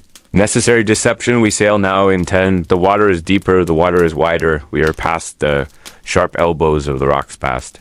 The screaming high walls of the Lorelei, but the fear does not disappear. It simply changes shape. It is no longer the fear of sinking, it is the fear of being seen. The fear of being caught, the constant pressure of the Talmanagene, the vessel beneath. You heavy wet oak timbers, the smell of ancient grain and sour wine, the deep tired creak of the hull speaking to the water. Rhythmic sound, a comforting sound, but listen closer beneath the creaking wood. There's the whisper of silver, the weight of spices, the burden of taxation. The Rhine was not a ribbon of peace, it was a net of invisible strings. 180 toll stations, they say a tax every 10 miles, sometimes less. Petty count every greedy bishop demanding their pound of flesh, their tenth. Of the pepper, their share of the wool, they call it the staple right, a boring official word for highway robbery. But you must stop, you must submit, you must unload your goods slowly, patiently, under the cold gaze of the castle, high above the river. The barge.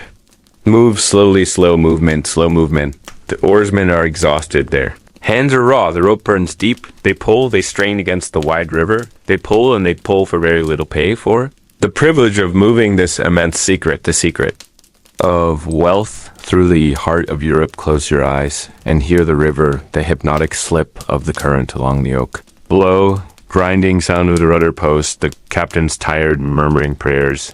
He prays not for swift water, he prays for an honest tollman. He prays for a quick inspection, for a lie that holds up under the sun. The monotony is the weapon, the ultimate defense. Who would attack a barge that appears so common, so slow, so dull, so laden with common wood? They never see the silk rolled tight beneath the sacks of rye. They never see the coin melted down and recast as weights. Weight the constant, weight the deep tired weight of traveling slow to appear safe. The slow travel is heavy.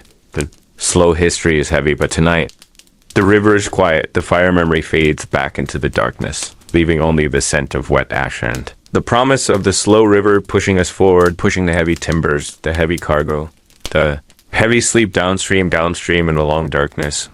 Move, we move, the embers hold secrets tonight. The secrets of the run journey, the heat presses against your face, eh? Mask against the iron cold that waits just beyond the reach of the flame. You sit and watch the amber glow, the crackle and the spit of pine pitch, the dry scent of the heat fighting the vast damp, the eternal damp of the river valley. Seeps into the stone, it clings to the wool, it chills the marrow bone. The fire is a small victory, a temporary denial of the biting world outside. It's circle, but look closer at the men who built this fire, the bargemen whose hands are thick with oil and rope burn. Their cold is not your cold. Your cold is the chill of waiting. Their cold is the knowledge of what tomorrow demands. The river pays its travelers slowly, and it demands payment in kind. It demands the slow wearing down of muscle, the persistent ache in the shoulder where the tow rope dug deep. This slow journey, this beautiful hypnotic rhythm, we adore it, has a currency, is not just paid in silver coinage or bright Dutch florins. It is paid in the sweat that freezes instantly on a neck at dawn. It is paid in the flavor of stale bread chewed through numb jaws. It is paid in the silence of men too tired to complain anymore. The moral gray of the river traffic rests here by the fire in the flickering shadows on their faces. You paid for passage, for comfort, for the gentle rocking. They pay for necessity, for survival, for the small heap of coppers that vanish before the next market. Town, the slow travel is a luxury for the one who watches, is an exhausting burden for the one who pulls. Listen. Now, past the hypnotic sounds of the wood consuming itself, listen to the sounds at the fire. Cannot burn away the heavy breathing of men. Asleep too deeply, too suddenly, their slumber is not restful. It is exhaustion taking hold of it. Is the body shutting down its protest? Listen to the slight, persistent tickle of wet wool drying too slowly. The stench of river mud and human grease, the faint, lingering smell of fear, of debt, of inevitable cold. We romanticize the slow journey, the stillness, the reflection. But stillness for the rich means movement for the poor. The movement is the sound of the thick rudder scraping stone, the sound of the heavy chains shifting on the cold deck planks, the constant whisper of the Rhine itself, the Rhine which witnesses everything. Moves the wine and the timber and the heavy woven cloth. It moves the gold and the gilt equally. The great choice, the necessary. Sin of medieval commerce, it asks how many men must be perpetually cold, so that one man may be warm. How? Many small burdens must be placed on struggling backs, so that the cargo may arrive pristine and dry in Cologne. This journey of beauty is built upon the silent, enduring suffering of the crew. Their faces are maps of the wind and the damp and the endless pull. There. Silence is the price of the journey. Look at the fire.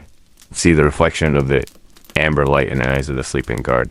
He dreams perhaps of a warm hearth or a debt paid, but the heat is temporary. The river is eternal. The cold always returns, and the moral cost lingers like the faint scent of wet burning pine. The Rhine moves everything.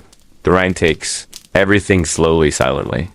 Inevitably, the journey ends not with a crash, but with a whisper of wet rope. The barge is still, now the heavy wood moans just once final breath of the river flow. Slow travel ceases. We are moored to the dark bank. We are moored to the sleeping earth. Look at the fire, look at the embers. They fall in golden dust. They fall in failing heat. This is the end of the Rhine journey, but history never truly ends, never truly stops. The fire fades to teach us a lesson. The legacy of the slow journey is not found in the documents of state, not in the tax ledgers, not in the royal seals. The legacy is the silence. The legacy is the deep waiting think. Of the 1,000 years this water has moved, 1,000 years of slow men moving slow.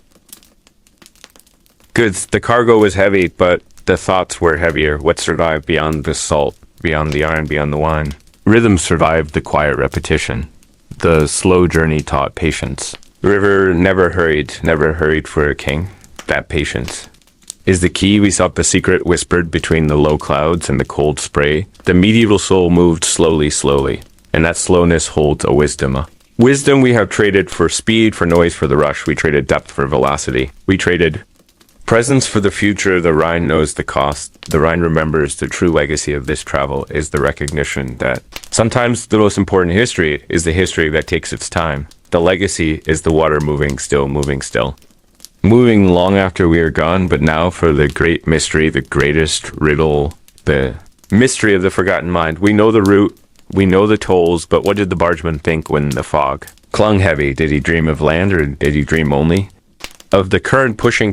Did the merchant on the deck know he was living history, or was he simply cold, tired, focused on the next bend? Records do not tell us. The records are silent on such matters. They do not record the sigh, the yawn, the quiet fear. The greatest secret rests not in the castles we saw, but in the unrecorded hearts of the slow travelers. The knowledge that vanished like steam on the chill morning air. The knowledge that slipped between the wooden planks and sank to the ancient silt into the black mud. That is the mystery we cannot solve, cannot touch. The simple mystery of human presence.